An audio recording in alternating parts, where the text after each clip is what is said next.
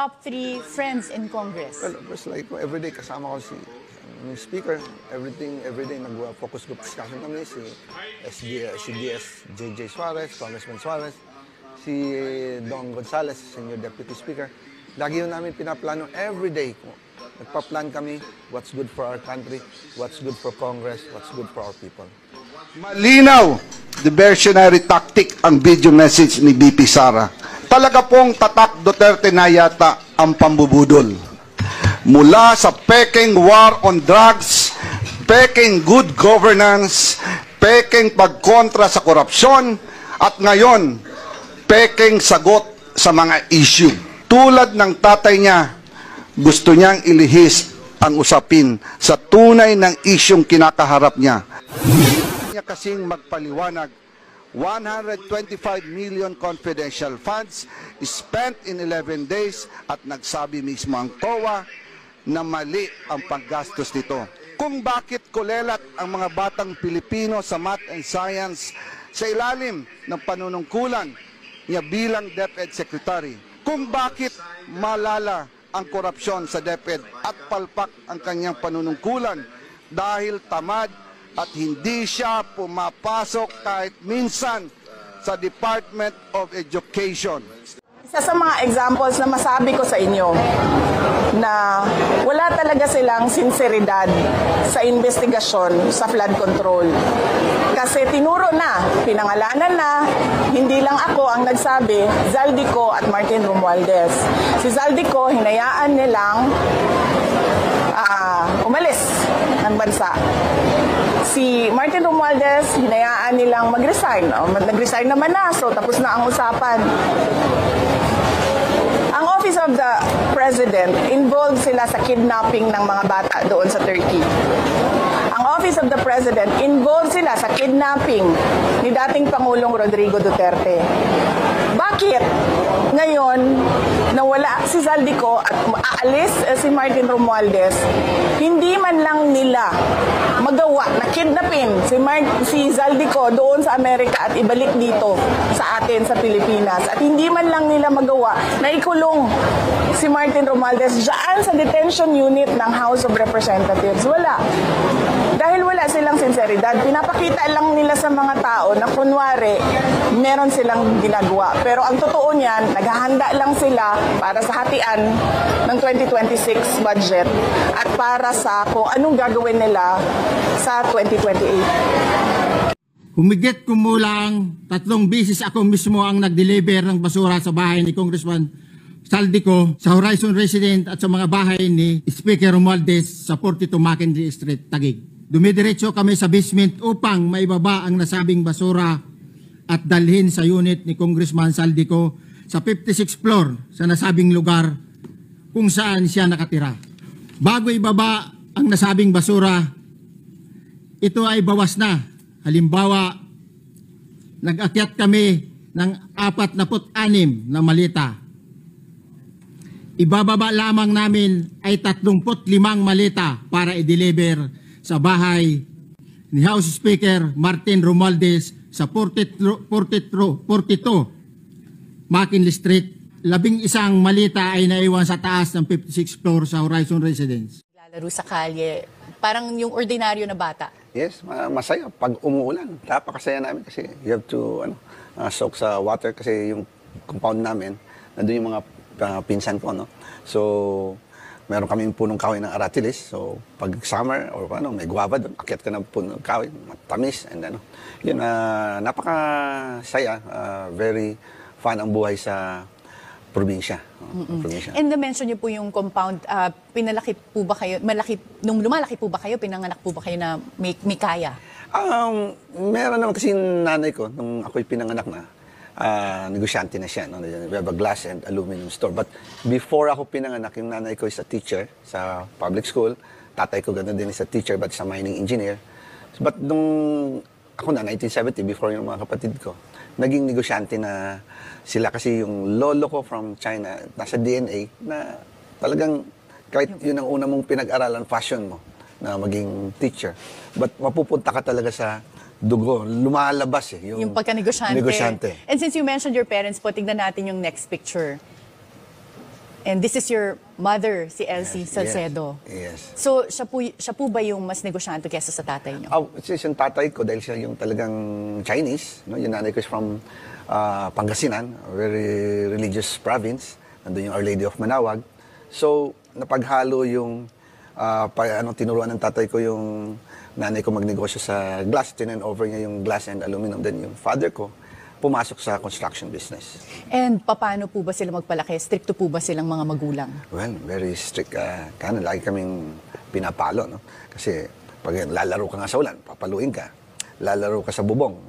May bubong kami. Doon kami naglalaro-laro ng mga cards ng mga kapatid ko.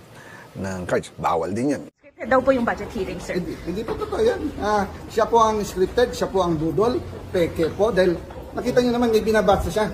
Pinaral niya na meron siyang mga kakamping na nag-abogado sa kanya, nandun na, si minute, di ba? Ibig sabihin, ayaw niya talagang sumagot sa confidential fund dahil hindi niya kaya ipaliwanag. Kasi ninakaw niya yung pera. Ang tanong dyan, isauli niya dapat yung pera.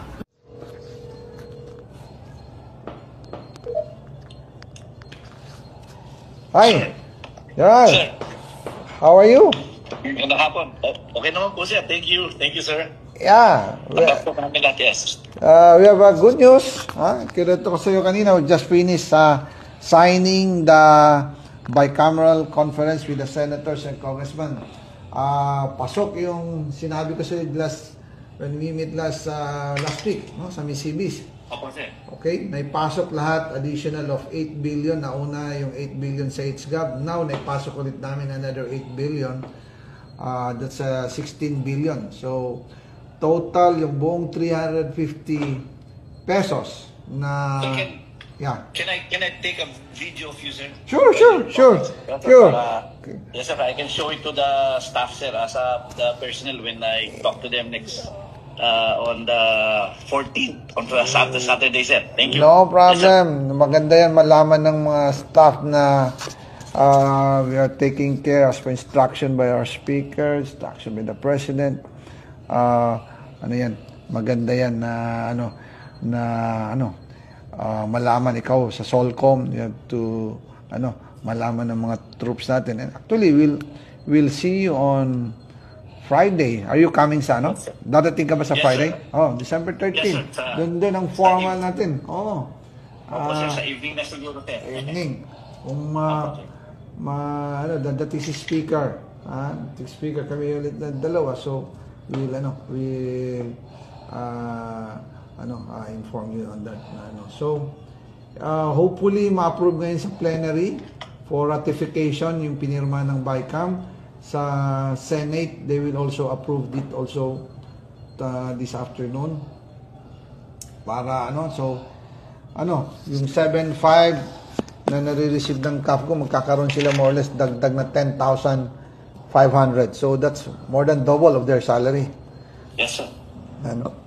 So, please, okay, na-inform din namin kanina si Chief Browner, but I want to inform you mismo diretso kasi tayo nag-usap na sa Misibis and we announced it that na we'll make sure na an additional of 8 billion on the BICAM.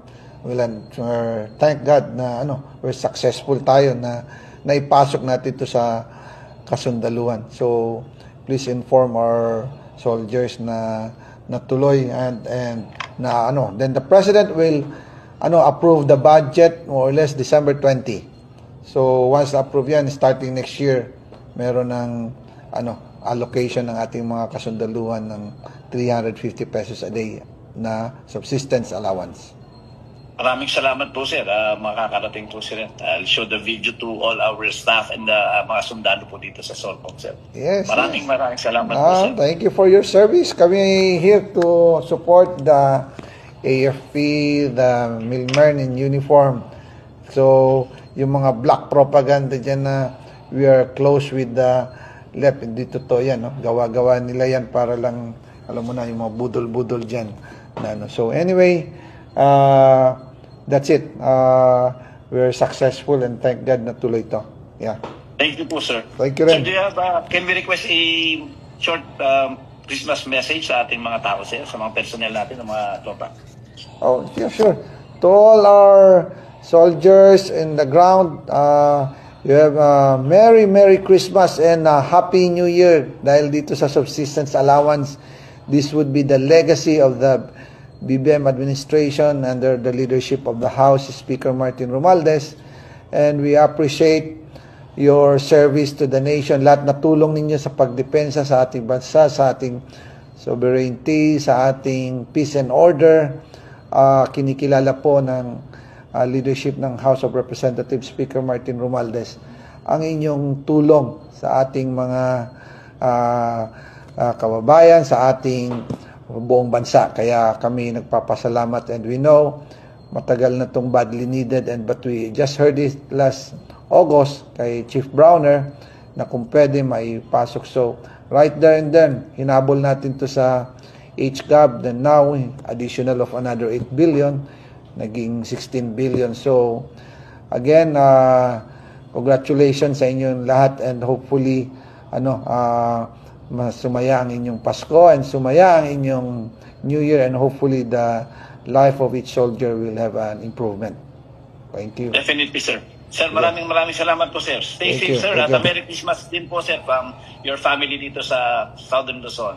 Thank you. Salamat. Thank you. Bye-bye. Thank you, sir. Okay. Thank you, sir. See you. Opo, sir. Bye.